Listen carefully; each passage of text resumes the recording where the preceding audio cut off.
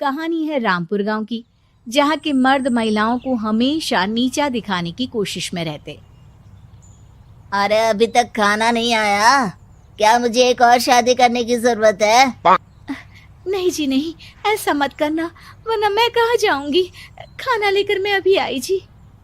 गांव की पंचायत में भी फैसले हमेशा औरतों के खिलाफ ही रहते। मैं जो फैसला सुनाता हूँ वो भगवान की आज्ञा होती है। इस लड़के ने अपने मन से शादी करके अच्छा नहीं किया। लड़के को घर भेज दो और इसकी शादी इसकी जाति की किसी लड़के से करवा दो।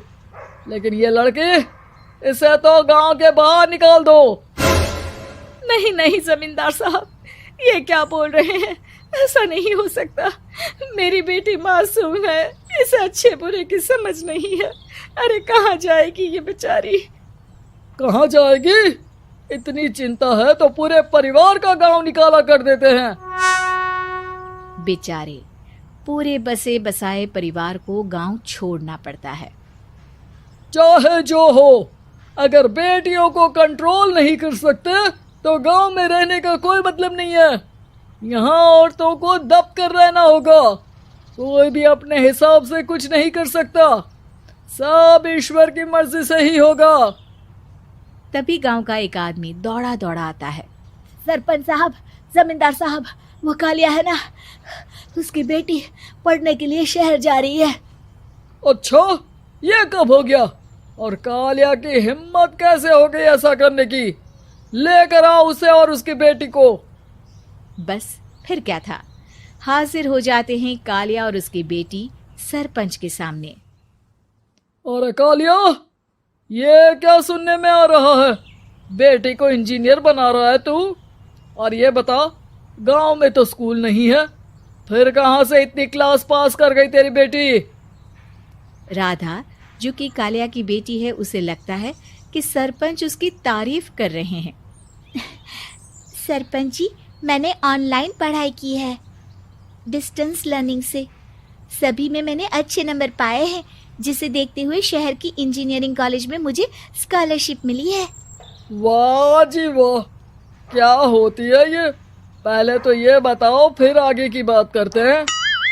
पूरा गांव राधा की बात सुन रहा था और राधा बोलती जा रही थी। तो ऐसे मैं फ्री में एक अच्छी शिक्षा लेकर गांव में जो कुछ परेशानियां हैं, जैसे बिजली, पानी और इंटरनेट जैसी समस्याओं के लिए काम करूंगी। मैं गांव को शहर से जोड़ने के लिए पुल का निर्माण करवाने का प्रस्ताव रखूंगी। मुझे पूरी उम्मीद है कि जल्द ही हमारा गांव भी तरक्की की राह पर चल पड़ेगा। राधा की बात सुनकर सारे गांव वाले ताली बजाने लगते हैं। सरपंच को समझ नहीं आता कि वो क्या करे। चुप रह नादान लड़की, गांव के खिलाफ जाने के लिए तुझे गांव से बेदखल कर दिया जाएगा, वो भी पूरे परिवार के साथ। और हाँ, अगर ठीक से गांव में रहना चाहती है तो ये पढ़ाई लिखाई छोड़ दे। हम तेरे लिए गांव का कोई होनहार लड़का देखेंगे। तभी गांव का एक आदमी बोल पड़ता है।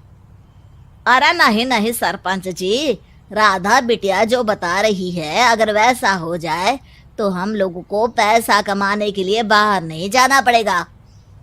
हाँ जी, और ना ही कोसों दूर पानी के लिए भटकना पड़ेगा। हमारे बच्चे भी अच्छी पढ़ाई कर सकेंगे और आगे बढ़ेंगे, ना कि हमारी तरह खेती करते बैठेंगे। क्यों गांव वालों, राधा बिटिया का साथ देना चाहिए ना। सरपंच देखता है कि गांव राधा के साथ है तो वो चुप हो जाता है। वो घर आकर अपने सलाहकार से बात करता है, जो बहुत ही चालाक किस्म का इंसान होता है। अरे सरपंच साहब, आपको बहुत ही होशियारी से काम लेना पड़ेगा। एक बार गांव तरक्की कर गया, यहाँ के बालक पढ़ लिए तो कोई ना पूछेगा आपको। और फिर ये जो बेटा और बेटी है ना आपके, इनको भी आम लोगों की तरह ही जीवन जीना होगा। हाँ, लेकिन करे तो क्या करे? वो ना आप मुझ पर छोड़ दीजिए, बस मैं जैसा बोलूं करते जाइए। अगले रोज सुबह जब गांव वाले सोकर उठते हैं तो राधा के घर के बाहर और साथ ही वो लोग जिन्होंने राधा का सपोर्ट किया था, उनके घर के आगे लाल रंग से कल आऊंगी लिखा होता है। कल आऊंगी, यह क्या होता है? अरे यह तो खून से लिखा है, लगता है कोई भूत प्रेत या चुड़ैल का साया है। चलो सरपंच जी के पास चलते हैं। सभी सरपंच के पास जाकर उसे सारी बात बताते हैं। अरे ये तो बड़ी मुश्किल की बात है। चलो मैं एक बाबा को जानता हूँ, उन्हें बुला लेता हूँ। सरपंच बाबा को लेकर गांव के घर के बाहर जाता है। ओहो, तो ये वो चुड़ैल है जो उन लोगों को निशाना बनाते हैं जो गांव को बदलने का सपना देखते हैं। वो गांव को ऐसे ही संपन्न देखना चाहती है, वो नहीं चाहती कि कोई बाहरी यहाँ का कायाकल्प करे। क्या तुम लोगों में से किसी ने गांव को बदलने की सोच रखी है? तभी राधा की माँ रोते रोते आती है। मेरी राधा घर से गायब हो गई है। अरे कोई तो बचाओ, मेरी बच्ची कहाँ गई?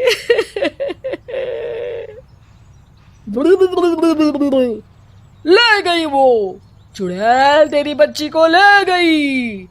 अब वो उसे श्रापित करके छोड़ेगी, उस पर चुड़ैल का साया हो जाएगा। तभी बुरी सी हालत में राधा भी वहां आ जाती है। उसके बाल चुड़ैल की तरह फैले होते हैं और कपड़ों में खून लगा होता है। सभी राधा को देखकर डर जाते हैं। माँ, पता नहीं मुझे कौन उठा कर ले गया था। अरे दूर दूर हो जा चुड़ैल, अब हम लोग इस गांव में नहीं रुकेंगे। अरे कैसे बातें कर रहे हैं आप? कल तो आप मेरे भरोसे गांव का हुलिया बदलने, अपने बच्चों को पढ़ाने और तरक्की उन्नति की बात कर रहे थे, तो आज क्या हो गया आपको? ये फिर तुम लोगों को बहकाएगी। ये चुड़ैल गांव में आ चुकी है, ऐसे ही ये तुम्हारे घर के बच्चों को भी ले जाएगी। गांव वाले राधा को गांव से बाहर निकाल देते हैं। उसके माँ बाप रोते रहते हैं, लेकिन गांव वाले नहीं मानते। मैं भी अपनी बहन के साथ गांव के बाहर रहूंगा, लेकिन वो पढ़ाई नहीं छोड़ेगी। वहीं सरपंच के घर पर सलाहकार कहता है। देखा, सांप भी मर गया और लाठी भी नहीं टूटी। लेकिन अगले ही दिन सरपंच के घर के बाहर भी वही शब्द लिखे होते हैं। और फिर सरपंच की बीवी कहती है, हमारी बेटी को किसी ने अगवा कर लिया है। तभी राधा का भाई वहां आ जाता है। अरे गांव वालों, मैंने सरपंच जी की बेटी को देखा था। वो चुड़ैल उसे उठाकर ले जा रही थी। अरे क्या मजाक कर रहे हो? नहीं नहीं सरपंच जी, आप नहीं जानते। वो चुड़ैल अब आपकी बेटी में आ जाएगी, जैसे राधा के अंदर आ गई थी। तभी सरपंच की बेटी वैसी ही हालत में वहां आती है जैसे राधा आई थी। पापा, पता नहीं कैसे मैं गायब हो गई थी। चुड़ैल, इसके अंदर भी चुड़ैल का साया है, मारो इसे। अरे नहीं नहीं, इसे भी राधा के पास गांव के बाहर ही भेज दो। अरे चुप रहो, मेरी बेटी कहीं नहीं जाएगी और चुड़ैल वुड़ैल कुछ नहीं होता है। अरे कैसे बात कर रहे हो सरपंच जी? आप तो बोल रहे थे कि आपका फैसला भगवान का ज्ञान होता है, तो अपने पर बात आई तो अब आप ऐसे बोल रहे हैं। अरे ना ना ना, आपको अपनी बेटी को त्यागना ही होगा। अरे बुलाओ बाबा को। राधा का भाई बाबा को ले आता है, जिसे अब गांव वालों के डर के कारण सच बोलना पड़ता है।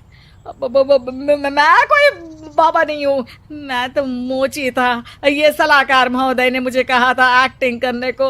अब वो मुझे पैसे देने वाले हैं। अब मुझे माफ कर दो।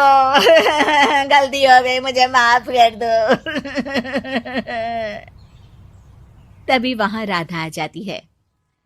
देखा सरपंच जी, जब गांव के बच्चे साक्षर होंगे तो आप जैसे लोगों की चालाकी नहीं चलेगी।